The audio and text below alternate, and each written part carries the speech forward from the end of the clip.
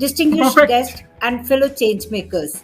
As India commemorates its 77th Independence Day, I, Dr. Asha Rajiv, representing the Jain University, express the gratitude towards the G20 Secretariat, C20 Secretariat, Government of India, and the key organizer, Connecting Dream Foundation, who are the driving force behind the Changemaker Summit taking place on this occasion. Jain, which is a destination of learning for consistently increasing number of national and international students over the past decade, is widely known for its emphasis on entrepreneurship, research and sports, along with the character building education, and we have been involved in organizing G20 and Y20 summits. I know that it is with great enthusiasm and excitement that we have gathered here today to discuss and celebrate the transformative power of the Changemaker20 Summit. This event stands as a testament to the profound impact that the individuals and groups can have on our world when they come together with shared goals, innovative ideas, and a resolute commitment to create the positive change.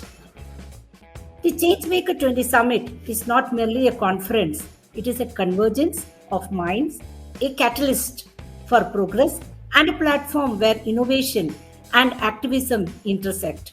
The significance of the summit lies in its ability to connect a diverse array of change makers, from entrepreneurs and activists to researchers and policymakers, all united by a common purpose to address some of the most pressing challenges of our time. This summit is not just an event, it's a movement, a clarion call to all those who believe in the power of innovation, collaboration, and the unwavering commitment to address the pressing challenges of our time. This remarkable summit is where the dreamers, thinkers, and doers can come together to explore, ideate, and collaborate on solutions that hold the potential to transform our world for the better.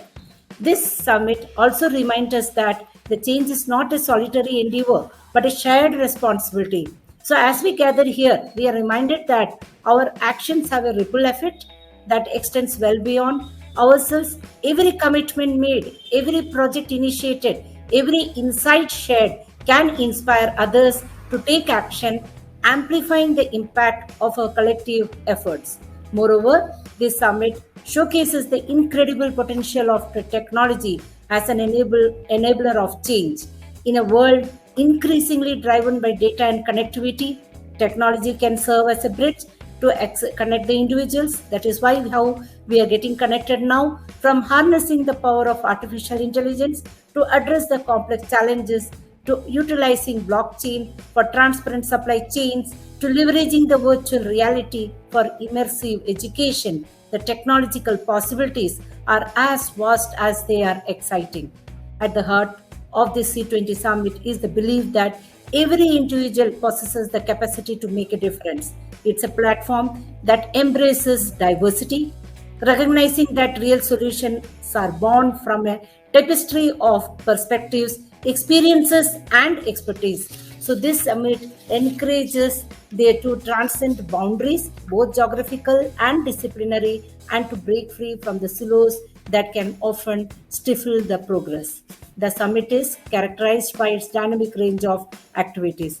So, in a world which is grappling with issues such as climate change, social inequality, technological disruption, and global health crisis, which is what we are going to have a panel discussion today, the need for the change makers has never been more evident. But being a change maker requires more than just good intentions. It demands determination, resilience, and the willingness to step out of our comfort zones.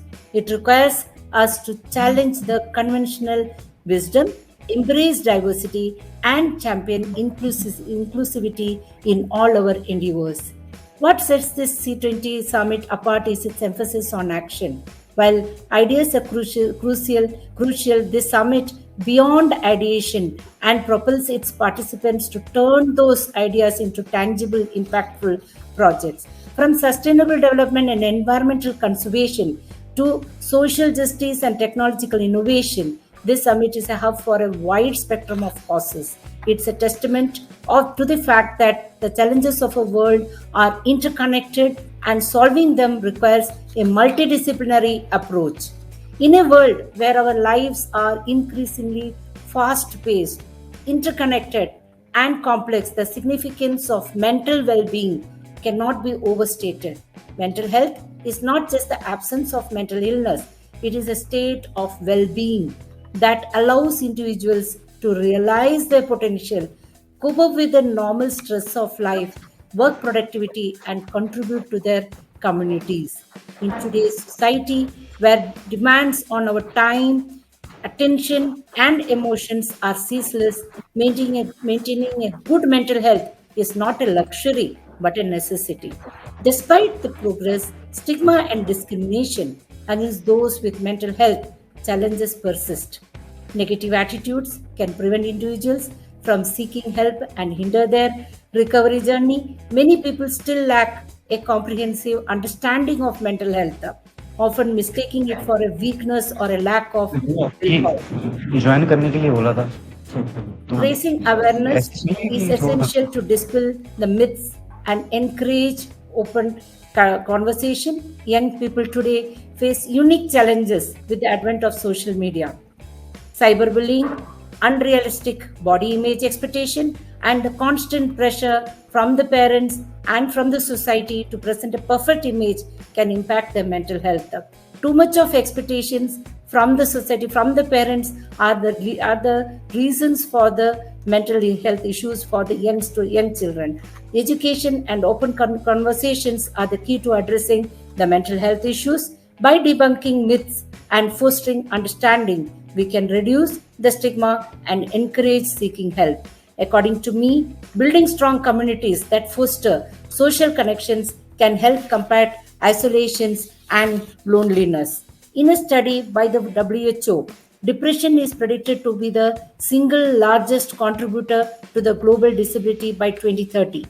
This statistic underscores the need to prioritize the mental health as part of our overall well-being.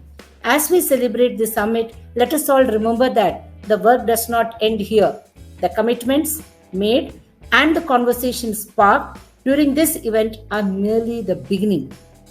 It is up to each one of us to take what we have learned, the conversations we are establishing now, and the inspirations what we have gained, and the connections which we are having, and so that it can translate into a meaningful actions in our own spheres of influence. The C20 Summit stands as a testament to the power of collective action and the potential of human ingenuity. In a world confronted by an array of complex challenges, this summit serves as a beacon of hope, illuminating the path towards a better, more sustainable future. So as we gather here to celebrate this summit, let us be reminded that the power to effect change resides with each and every one of us. We are not mere spectators, we are the protagonists of this transformative journey. Let the stories of impact that emerges from this summit serve as beacons of hope and inspiration, motivating us to embrace the change and make a positive mark on the world. Furthermore, the summit should recognize that the change requires more than just idea. It requires action. So it provides platform for showcasing impactful projects, startups, and initiatives from groundbreaking technological advancements to the grassroots movements that have transformed the life. The Changemaker Summit will highlight the tangible results of commitment and determination. This C20 Summit, a community-based initiative, holds the promise of addressing various aspects of health and well-being on multiple levels. So encouraging physical activity, healthy lifestyle is a cornerstone of C20. Group challenges, fitness workshops, and virtual races can inspire the individuals to embrace healthier habits. So by making fitness fun and collaborative, I hope the C20 can counteract sedentary lifestyles, obesity, and related health issues. Mental health challenges have reached alarming levels globally. C20 thus offers a safe space for discussing these issues, reducing the stigma, and providing the access to resources like online counseling, mindfulness sessions, and coping the strategies. I would like to express my gratitude to Dr. Amit Tuteja, the Managing Director, Dr. Sini Mishra, the Executive Director, and the entire team for this invaluable C20 event, which is precisely what the current time demands. So, in conclusion, the Changemaker C20 Summit stands as a testament to human ingenuity, determination, and collaboration. It serves as a reminder that no challenge is insurmountable when we come together with a shared purpose. As we leave this event, let us carry the spirit of the summit with us, committing ourselves to be the change maker our world so desperately needs.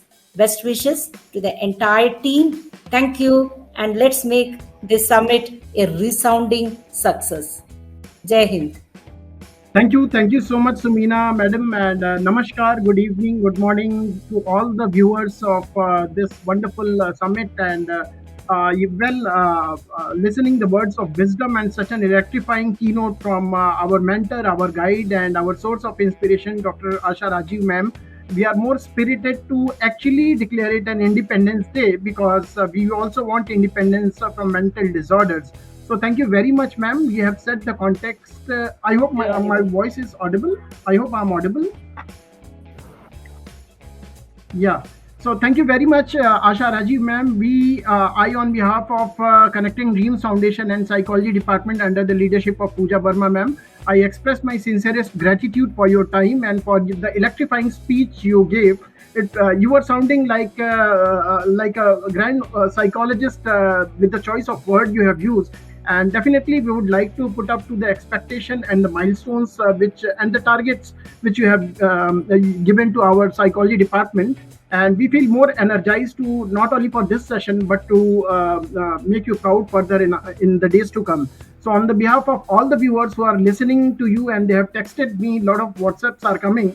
And on behalf of entire psychology department, Jain University, JC Road School of Sciences, and all the panelists here, I express sincerest gratitude for your time and for your energy. Thank you so much.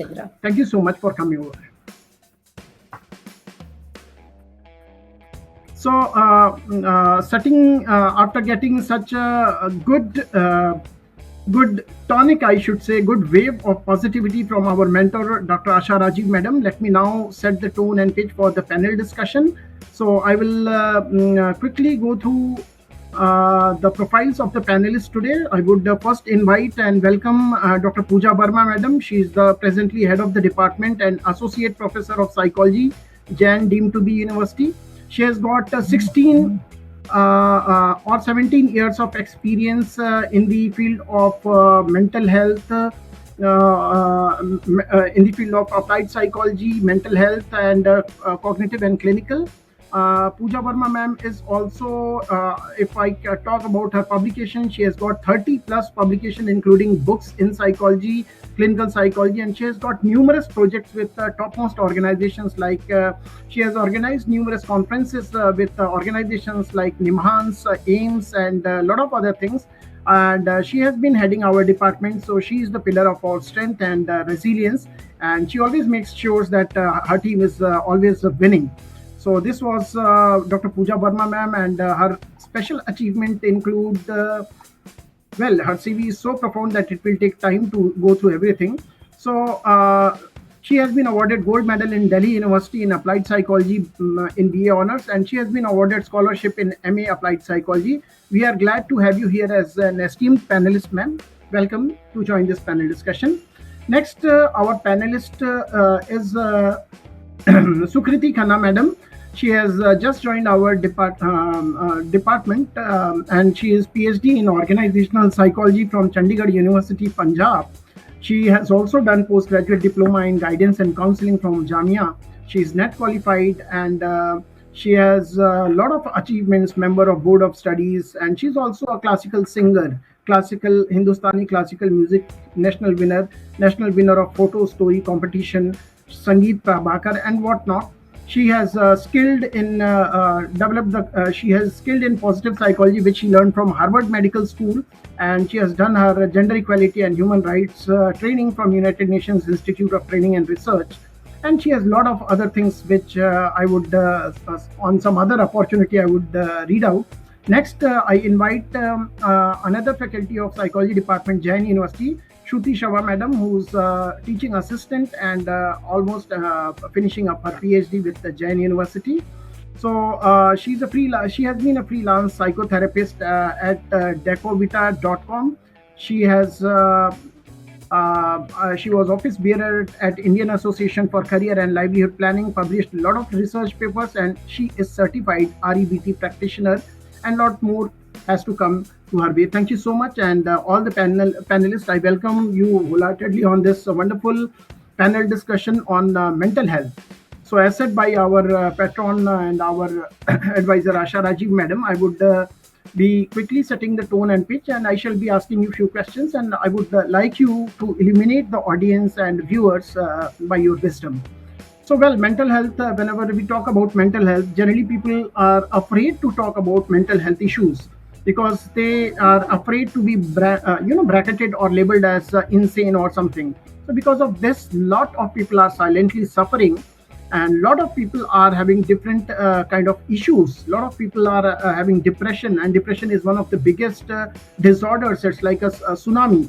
And along with depression, there are a lot of other issues like personality disorders, and people are silently suffering. Maybe they just want to pop up the pills and they find solution there.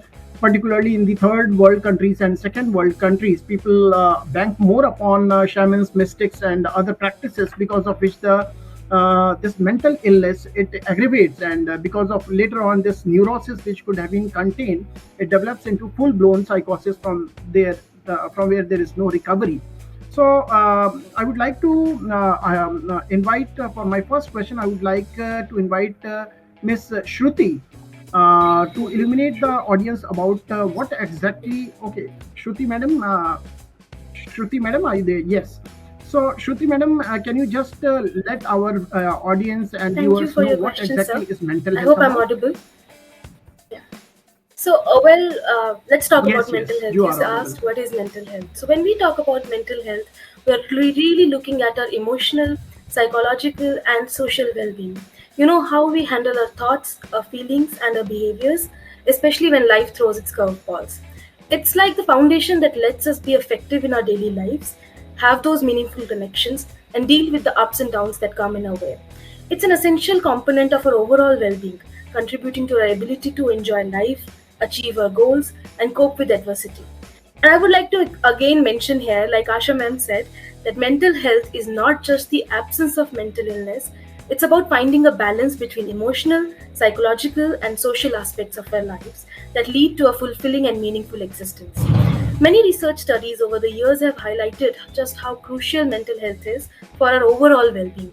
For instance, a study that was conducted in 2018 found that good mental health significantly contributes to our highest life satisfaction. It also emphasized the importance of mental well-being for overall life contentment. On the flip side, poor mental health is tied to depression, anxiety, and stress, which in turn can lead to physical health problems like cardiovascular diseases and many more.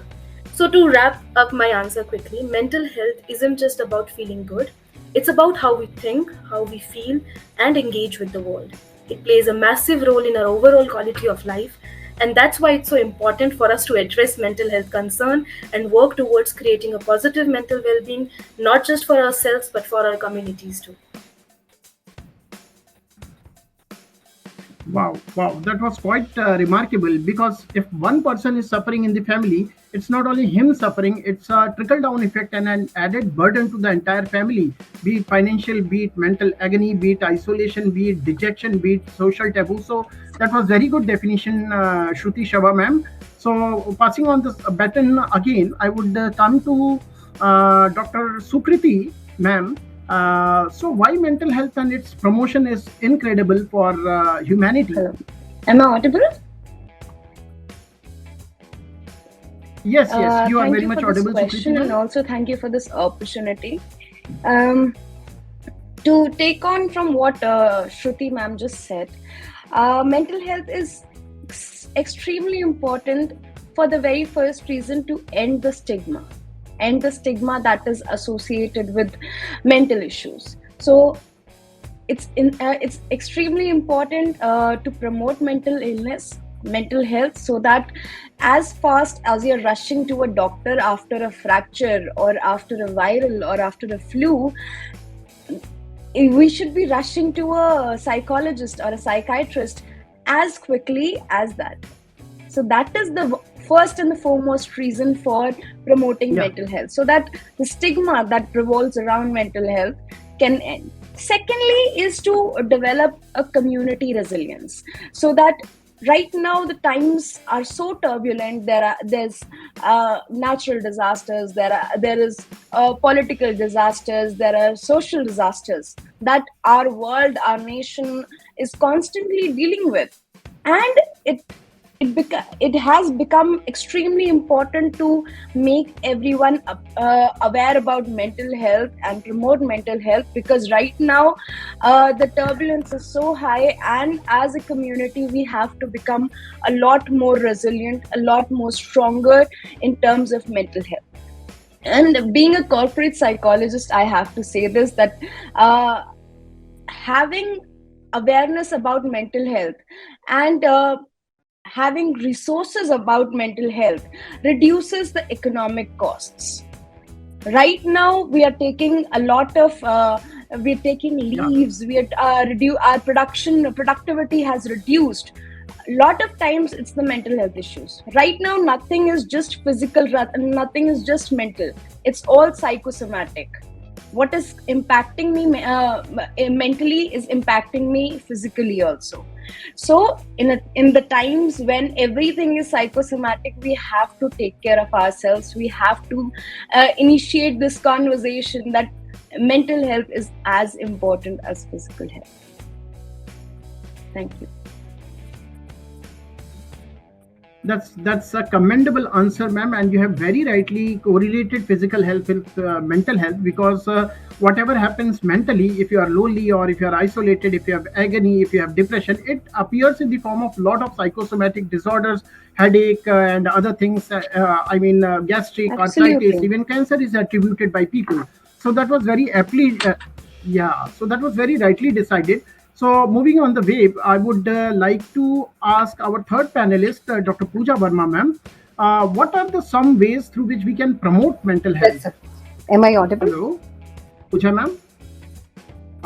She got Yes, so yes, Pooja ma'am, you're audible, sir. How about am I you? audible?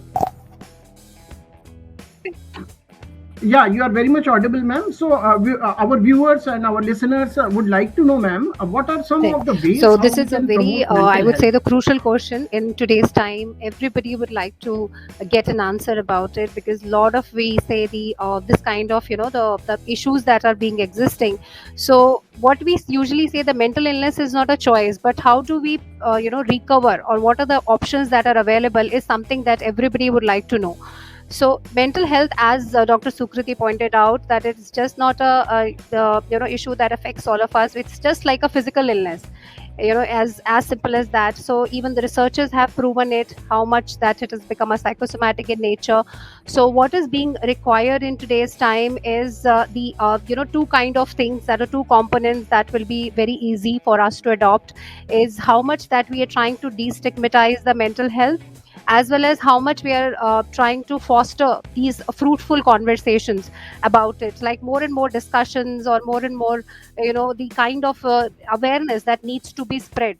So that is something we can say. The youth becomes an important advocate in this, the youth community, how much predominantly they are being aware, how much they are being spreading those kind of awareness, as simple as the anxiety issues which are happening every now and then. Perhaps we say that nobody likes to talk about it. So even the school settings, as we say, we can start from the school level, how much the promotion has to happen there, how much these kind of the education needs to be spread, or the sex education, as we say, essentially that needs to be part of their curriculum. Even the adolescents, how we are targeting them, giving them enough space or enough time for their healthy development. So that's how we say the role of schools and colleges. The trained counselors, as we say, they become indispensable, or they become really, really crucial, that how these counselors or the mental health professionals are being playing an important role to advocate this kind of awareness. Even the social media, I would say, that also play a fabulous role in disseminating this kind of information in the form of stories, images, or number of the suggestions that usually come up for everyone to adopt, and how these actions can be taken, which may of course go a long way to dismantle these barriers and perhaps to enhance the well-being of what we say millions globally. So these kind of pointers to be always kept in mind whenever we say we are targeting or trying to spread that awareness at a very basic level. Yes, so thank you very much for this wonderful insight, ma'am. And just like you are a stalwart in this field, you have given a wonderful. You have covered the entire school mental health, how it should be taught like a basic education, how we should work upon destigmatizing it. Just like a common fever is accepted, even someone having mental health could feel at ease. And definitely, your say was very apt, Dr. Pooja, that psycho-educate people is going to be the best thing to take this tide further to get independence from mental health disorders. Well, I would come back again to the keynote speaker's word that mental health is not only absence of any disorders, it is also well-being. So I'll come back to Dr. Sukriti about elaborating to our audience and listeners and viewers about what do you understand by wellness or quality of life. Can you just elaborate, ma'am? Yes, sir. Yes, Dr. sir. Sukriti, yes, did you hear me? So when I talk about quality of life, it is a multi-dimensional concept that takes into account your physical and mental health, your social relationships, your personal fulfillment of goals, your lifestyle expectations, and in general, overall environment. And when we talk about wellness is basically a proactive approach to the quality of life. So wellness it's one of the factors that lead to your set dimensions of quality of life. So wellness is a proactive approach that to achieving and maintaining a state of overall health and well-being, and it goes way beyond just your physical health. It talks about your mental, social, and also financial being state you're right now in. So it's basically making a conscious choice of healthy habits that lead to your desired quality of life. Yeah. Oh, that was wonderfully explained. So, Shruti ma'am, in crux, she wanted to say that well-being and quality of life is your subjective self of judgment about how well you are, and it finally lead on to development of resilience, so that you are not easily perturbed by the waves of life. So it all depends on your companionship, your physical body, your material being, how much you earn. Absolutely, sir. Absolutely. Am I right? It's not no more just one component. It's no more just your physical body or where you're staying, what kind of things you have in life. It is a multidimensional aspect. It's a proactive choice of various aspects: your physical, your mental health, your social, your economic background, everything, and social background. In fact, I would add on that even a spiritual quotient also matters if you have faith. And then faith also heals you. Faith also, it add on to your resilience and hope. It strengthens your hope that God is exactly. Spirituality plays a huge role in having a faith. Sometimes even if everyone around you doesn't believe in that particular thing, but you have a very strong faith, be it any God, be it any energy, anything, that is a very personal choice for people. But having a very strong faith gives you a lot of hope, and hope builds resilience. So it's overall a psychological capital. Definitely, Even I find the atheist people, even if they believe in their mother, their son, or someone, this hope make them resilient. This hope give them the new aim and meaning of life, which actually is a repertoire to lot of mental health issues. So very rightly said, Dr. Sukriti. So I would continue with the tide, and I would now switch over to Dr. Shruti. So Shruti madam, how school mental health is important in creating vibrant nation? What can we do to promote it? As Dr. Pooja has already said, we should be taking the mental health to the school level. So just like basics of mathematics, basic of sciences, people study. People should be aware about panic attacks. People should be aware about the psychosomatic disorders. So can you just elaborate upon the school mental health, how it is important in creating a vibrant nation and society and family? So I noticed you used the word vibrant nation, right? So when we talk about the vibrant nation, let's see for a second. We are painting a picture of a country that's really coming alive. I mean, we are talking about the place that's buzzing with energy, full of innovation, new ideas, and just radiating this sense of growth and vitality. A nation that is flourishing socially, economically, culturally, and emotionally.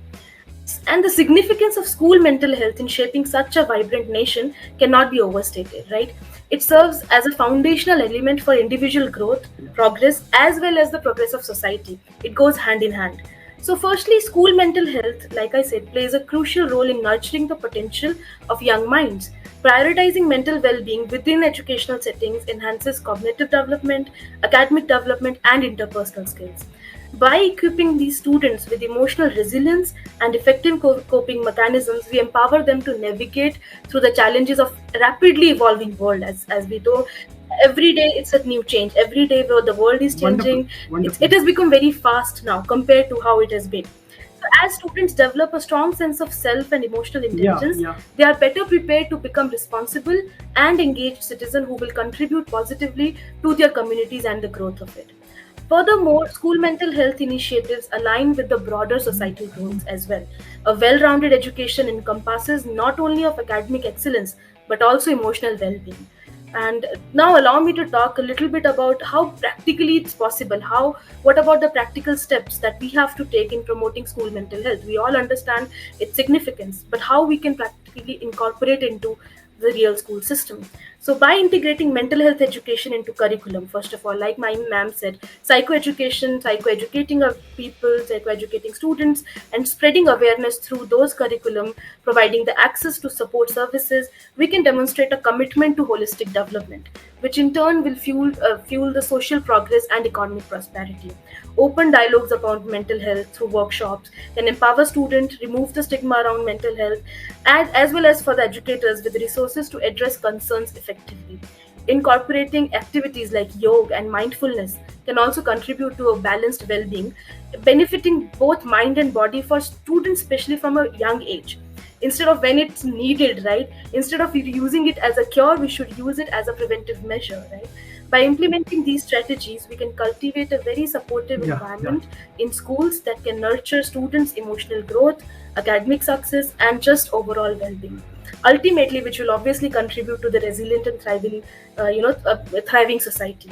This integrated approach empowers students with essential life skills while building a foundation for a healthier future for themselves as well as for the nation. Oh, that was very out of the box things which you have given, ma'am. And in fact, you have blown the entire concept. In the curriculum of the schools, then you said through workshop, through other activities, it should be promoted, and so much so that the concept of mental health is shared, accepted, and dignified among the larger society like a common thing. So the social stigma of not going to the doctors and rather going to the shamans, mystics, it is demolished, it is dismantled. So that's a wonderful approach. You also said the very good thing about Indian approach to psychology, yoga, spirituality, folk tales. All these are the tools which are there in the Indian School of Psychology, which can be, of course, included in the part of a curriculum and pedagogy at the school level.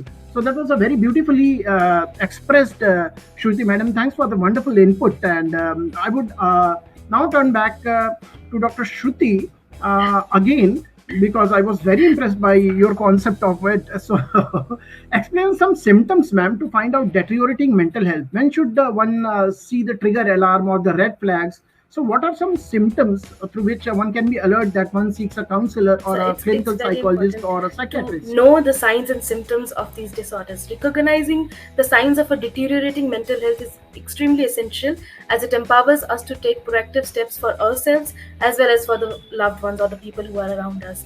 So we are all familiar with some of the prominent symptoms associated with various mental disorders, right? Yet the early warning signs or the early symptoms, they can often creep up gradually, and catch us off guard. So recognizing these initial indicators or these initial symptoms becomes paramount, considering that prevention is truly better than cure. So understanding these warning signs, which might not be as widely recognized as the more established symptoms, becomes more essential for the timely intervention as well. So these signs can reveal themselves in very subtle disguises, so it's all the more important for us to be on a lookout for them. So let's talk about for some translucent indicators or symptoms to be mindful of, along with supportive actions that one can take. So firstly, I would like to talk about sudden changes in mood. It's very crucial to observe if you know someone or for yourself as well who experiences frequent and extreme shifts in emotions like prolonged sadness or irritability or sudden outbursts of anger. It could be a sign of emotional well-being that the emotional well-being is affected. It should be a sudden change. For example, you already know that some people have certain ways of expressing emotions.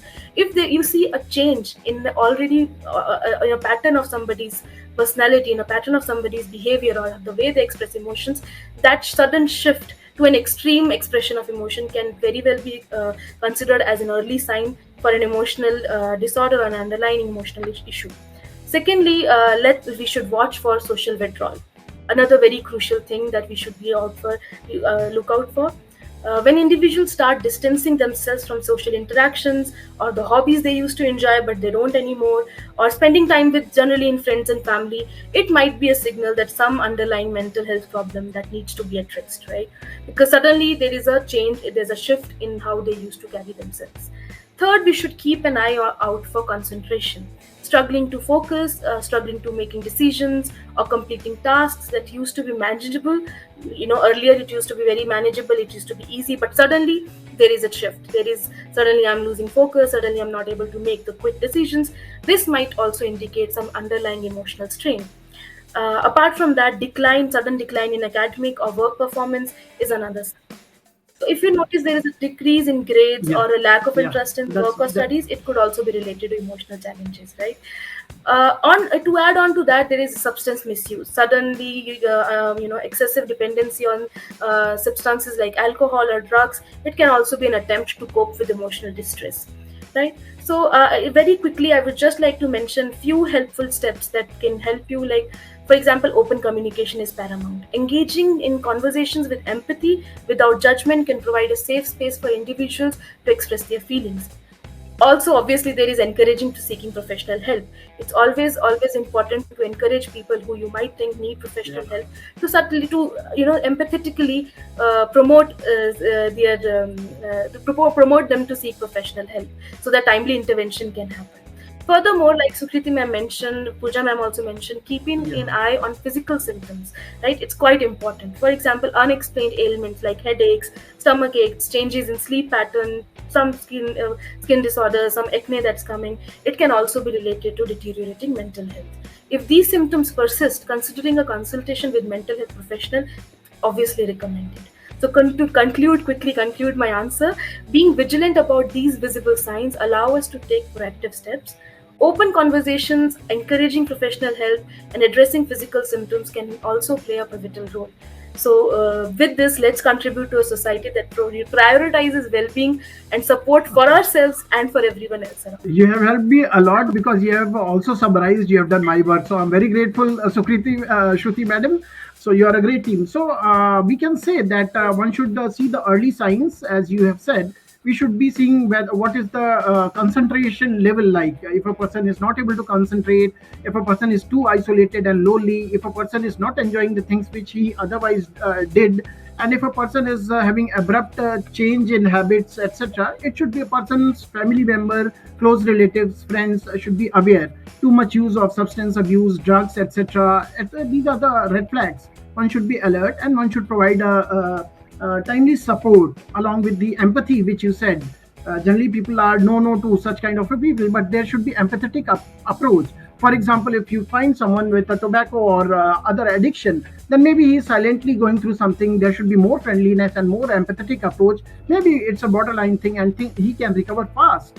So that was a very good take from you, ma'am. And you have also provided a quick solution. Try to listen to a person, don't leave him alone. Try to be his, talk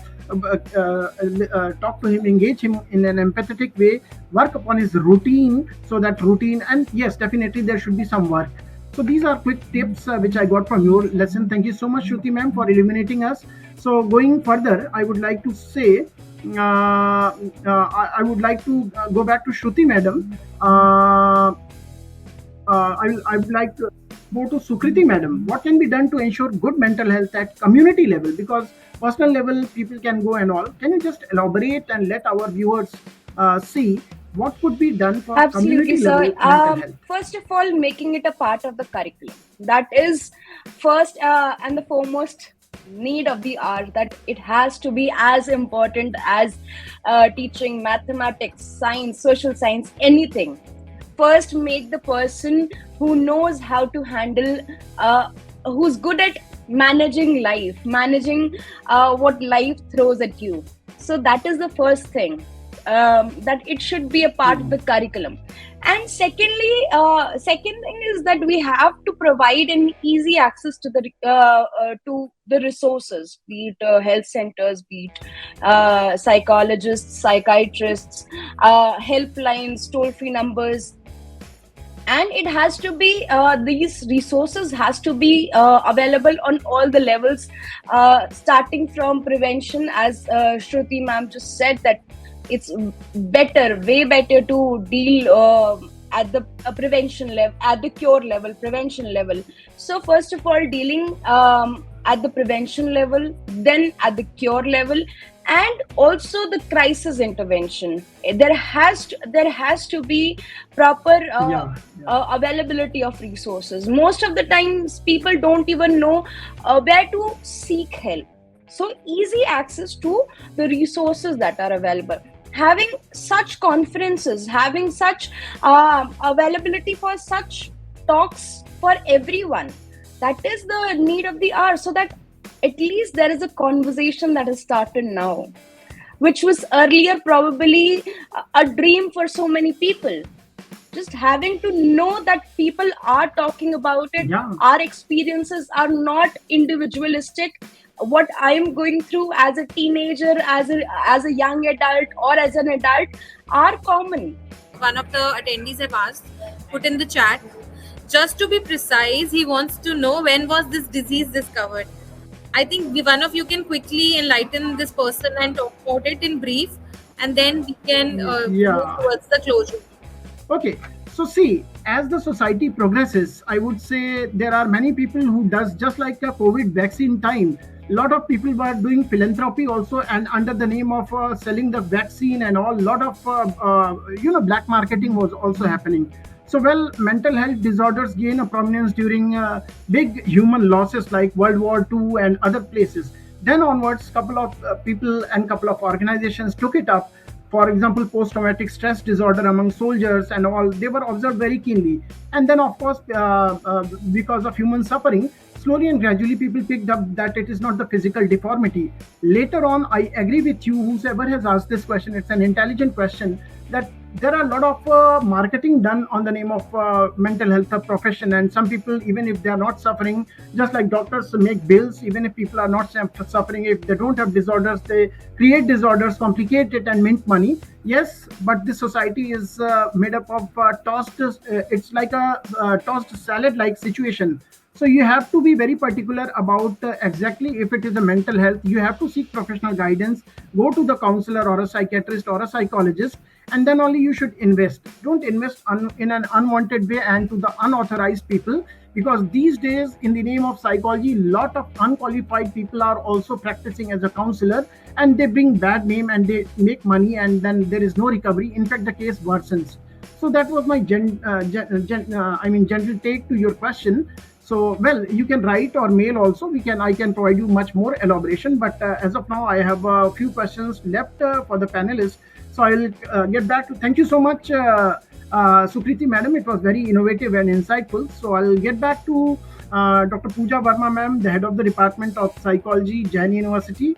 So, ma'am, what are some of the mental health initiative your university, because it's a big department of psychology which you have been heading since many years. So, can you elaborate the clients and people and the viewers about the mental health initiatives you have taken sir. In your long journey This as is a just head? to enlighten the audience about the themes that we are being around from the department. This is a we say the small initiative, as lot of contribution is still to be required in this area. So the theme that we just focus upon is empower yourself and empower others. So in this situation, we would like to just focus on few of the programs for the promotion of mental health. We have this peer support groups or the programs that are consisting of the volunteers from the department itself. The program is akin to what we call it as the buddy system, just to provide the psychological support to the students of Jain University within the campus, that are of course supervised by the faculty coordinators. And we also have this the World Mental Health Day that we celebrate every year, which usually centers upon organizing the programs under the public awareness campaigns on these kind of conceptual themes every year, which changes. For example, this year we organized it. We have to organize, and last year we organized in a suicide prevention, and also we target upon the parents, more of the awareness programs for the parents as well as for the children and adolescents. So we generally come up with these specialized workshops which involve these plethora of areas like these communication skill as basic as that, social skills, or even emotional regulation, which are very very useful modules, we say, after the pandemic, because this kind of areas, yes, are very much required in this particular generation that we say, which are being lacking in dealing with their emotions, and how much that regulation needs to be reached while communicating with their adults. So this kind of workshops that are usually being centering, and most of that, the parenting aspects are really really important, that we say, in just to prevent the lot of issues that will be there coming up in the future. So this is just a small initiative, more in terms of the open discussions that we usually have with the parents, with the students, on the taboo topics in mental health. So this kind of initiatives are very much required. Even we say the higher educational institutions, they, as per the UGC, as per the NEP, it's very much essential part, and most of the teachers are also being trained, and they have this requisite skill to empathize with the students, and also to give them the kind of open environment which is very much needed in today's time. That was fabulous, ma'am. And you probably you have not summarized that we have also set up a corporate training cell wherein we train the corporates to bear stress and for emotional regulation and other things, which is started by your initiative only. And a big team is with us. So definitely we will be very glad to join hands for any kind of a mental health support voluntarily by any group or organization or a person. So, ma'am, before we close up, the last question also I would like to ask from you only. So, what are the recent advances and scope ahead in mental health care, ma'am? Can you just illuminate us all, because you have been big time connected with NIMHANS and AIMS and all big conferences. So can you let the audience know about the recent development, recent advances and scope ahead in the mental health care, how it can be a big galvanized wave to heal people, to soothe people, to lend some ear to the people, to lend some empathy to the communication. Can you just give your own insight? So I would just try to focus on both the areas where we see the gaps and the kind of initiatives or the number of contributions that are required. First is, we say overall in India, we say the mental health services is gearing up attention as far as the policies or the legislative provisions they are concerned. So however, these kind of gaps are still being perceived as with regard to the implementation of these programs. So what we generally see now, these kind of mobile tele mental health care that is being coming up, and the mobile phones for mental health, for risk identification, even for data management, that is something, and even for follow-ups, usually that we say that is considered a very very innovative practice practitioners, and which is being considered as very, very feasible as well, because most of the people, those who are living in that interior sectors, they wouldn't be able to reach out to the mental health practitioners. So through these innovative techniques, it's become easier comparatively. Furthermore, the qualified, we say, the mental health practitioners, they are insufficient. They are insufficient in number, to meet these high demands. The pool of, we say, the community, the agents, they are considered very important in this area. For example, the religious leaders, as we just talked about this during the panel discussion, how much the school teachers are important in this, even the youth leaders. So the role of lay counselors can be formed.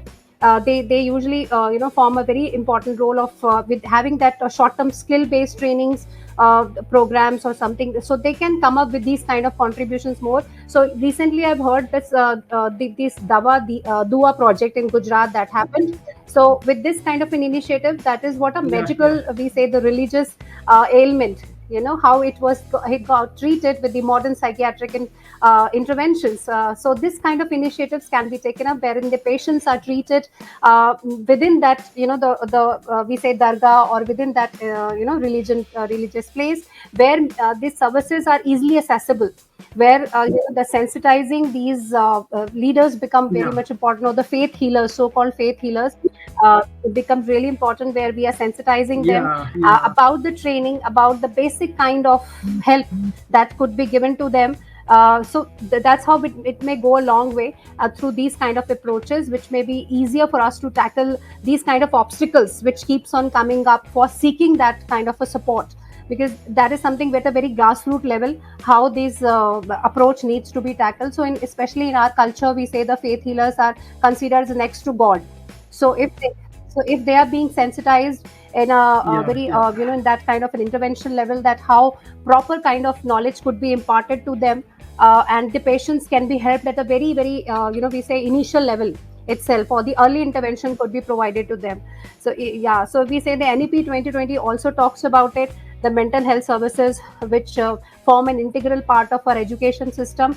So even the faculty members, what they usually focus is, has to be trained specifically to deal with these issues, has to be competent, we say, efficient, or empathetical, providing this kind of an open environment. So all in all, we say this kind of approach of even in our personality, how the students are able to freely express and reach out to their in the college setups or the school setups, providing that appropriate support services every time. So that is something which of course would help or would facilitate this journey, which we are trying to visualize, which we are trying to achieve in a period of time. And over decade, we say that a lot of changes have usually been achieved. I mean, we see that a lot of changes have been achieved, but there are more efforts which are being required from everywhere, like of corporate sector, be it, or the educational setups, or the religious institutions.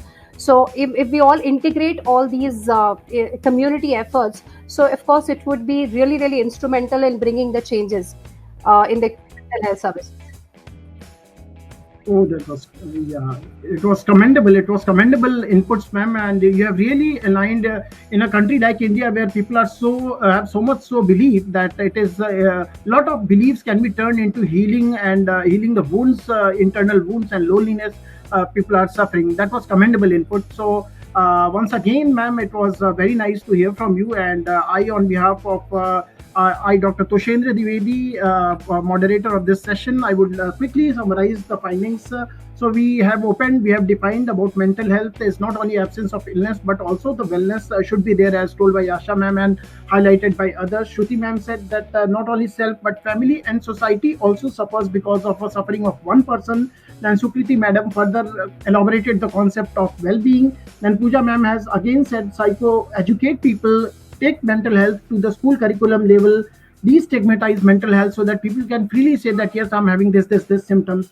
Sukriti madam again highlighted upon wellness and the concept of wellness, how it depends on many factors. And Shruti madam has again talked about workshop, yoga, spirituality, how it can be made a compulsory part to be to build up people's wellness or enhance their quality of life. And then Shruti madam has highlighted what are the symptoms, how isolation, decline in the activities, violating norms, decision making, etc., are the primary symptoms of mental health. Then finally, Pooja ma'am has highlighted the wonderful initiative. So this was a very good panel discussion, I should say. There were a lot of takeaways, and I, Tosendra Dwivedi, on behalf of Jain University, congratulate all the panelists personally, Dr. Pooja, Dr. Shruti, Dr. Sukriti, for enriching our Thank you.